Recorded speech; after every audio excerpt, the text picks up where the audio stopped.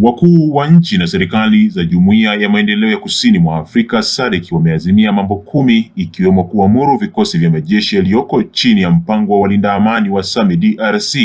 kuanza kuondoka kwa awamu nchini Jamhuri ya Kidemokrasia ya Kongo DRC.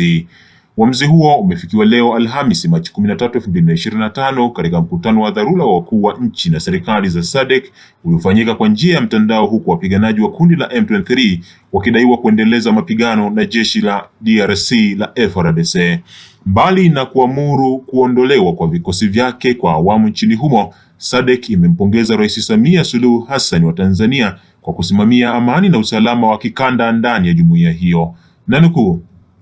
mkutano huo umempongeza Rais Samia Suluhu Hassan wa Jamhuri ya Muungano wa Tanzania na mwenyekiti wa asasi ya siasa, ulinzi na usalama ya Jumuiya ya Maendeleo Kusini mwa Afrika SADC organ kutokana na uongozi wake katika masuala ya amani na usalama wa kikanda, imeeleza taarifa hiyo ya SADC. Mkutano huo ulioongozwa na Dr. Mnangagwa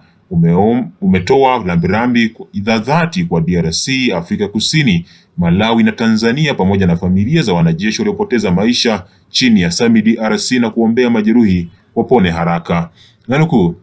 mkutano umeelezea wasiwasi mkubwa kuhusu kuendelea kuzorota kwa hali ya usalama mashariki mwa DRC,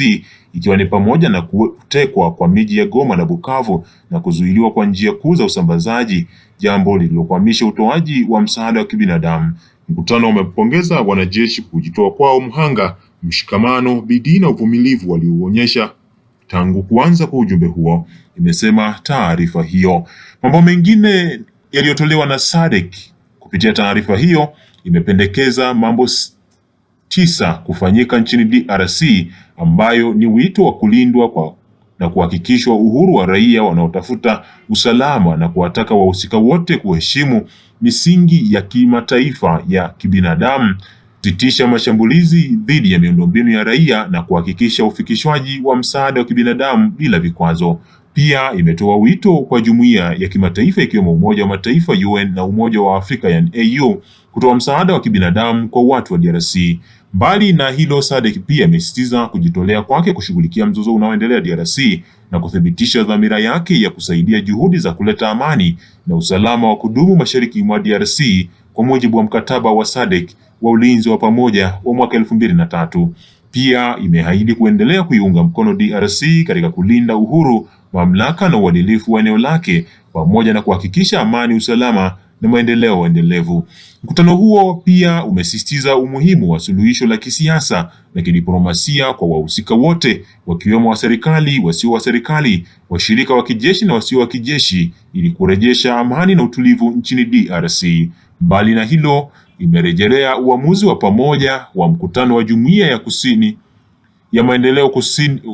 Jumuiya ya Afrika Mashariki EAC na SADC na kuunganisha mchakato wa Rwanda na Nairobi na kujumuisha waratibu zaidi ili kuimarisha juhudi za ujenzi wa amani nchini humo. Mkutano huo umeenda mbali na kupokea kwa furaha azimio la Baraza la Usalama la Umoja wa Mataifa UNSC namba 2773 linatoa mwongozo wa suluhisho la kudumu, huku likiunga mkono juhudi za kikanda za AU, EAC, ECCAS, ICGLR na SADC katika kuitisha mkutano ya ngazi za juu na juhudi za upatanishi chini ya mchakato ya Luanda na Nairobi, pamoja na juhudi za Katibu Mkuu wa Umoja wa Mataifa kurejesha amani na usalama mashariki mwa DRC. Wakati huo pia, mkutano huo ulimpongeza Rais wa DRC Felix Tshisekedi kwa uimara wake na kwa kuendelea kukabiliana na changamoto za usalama nchini mwake. Miongoni mwa wakuu wa nchi za SADC waliohudhuria mkutano huo kwa mujibu wa taarifa hiyo ni mwenyekiti wa SADC na Rais wa Zimbabwe Dr. Emmerson Mnangagwa, Duma Boko wa Botswana, Andry Rajoelina wa Madagascar, Daniel Chapo wa Msumbiji na Nangolo Mbumba wa Namibia. Wengine ni Rais Samia Suluhu Hassan wa Tanzania, Cyril Ramaphosa wa Afrika Kusini, Hakainde Hichilema wa Zambia, Sokoane Samuel Matekane wa Lesotho. Pia kuna Waziri Mkuu wa Eswatini Lucas Dlamini, Nancy Gladys Tembo, Waziri wa Mambo ya Nje wa Malawi, Dananjai Ramfu, Waziri wa Mambo ya Nje, Ushirikiano wa Kikanda na Biashara wa Kimataifa wa Mauritius, Manuel Homem ambaye ni Waziri wa Mambo ya Ndani wa Angola na Claude Molel ambaye ni Balozi Mkuu nchini